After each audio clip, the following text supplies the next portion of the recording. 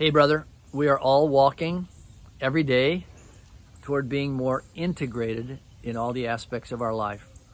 But one of the most disintegrating aspects of our life is what we call trouble. And that's our word for the day. Is there something broken in your world? Is there an insurmountable daymare that you enter every day called your job? Is there something that isn't working? Is there a betrayal?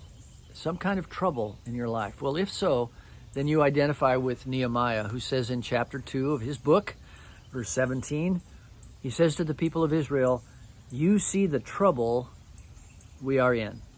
He had inspected the walls, and now he reports with blunt clarity, this is trouble. And maybe you need to name something that is trouble in your life today. Well, in the 1960s, a psychologist named Martin Seligman did some experiments with dogs.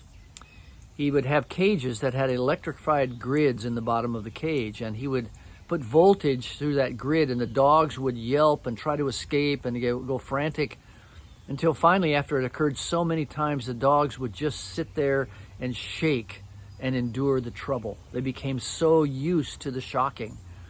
Well, he even opened the doors, and he found that these dogs, when they were being electrified like this, wouldn't even jump out of the cage, but they came to a place that he coined as learned helplessness.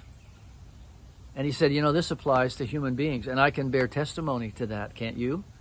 That sometimes we get so accustomed to the trouble we're in, we've learned to be helpless. And Seligman gives 3 things that I think are really helpful for us as spiritual men.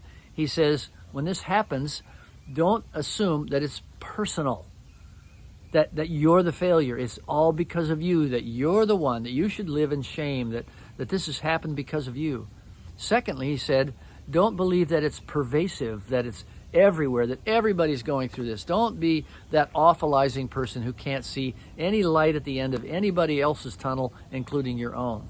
And thirdly, he said, don't assume that it's permanent, that this will always be this way.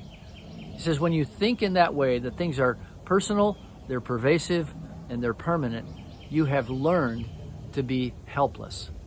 Instead, he's saying, no, there is something you have control over. And God's word certainly says there are things you can have control over, and there are things you can't have control over. And the beauty of an integrated man is he says, I'm going to name the things I can't control, and I'm not going to worry about those things and live my life as if it's permanent. But there are things I can control, and I'm going to walk toward that trouble with courage. Well, that's exactly what we find in the rest of the book of Nehemiah, is him walking toward the trouble in a godly, humble, but organized way. So I want to challenge you today to be an integrated man. If you need to name it, name the trouble, and ask God to help you see your way, at least one step through that trouble. God bless you today. Live as an integrated man.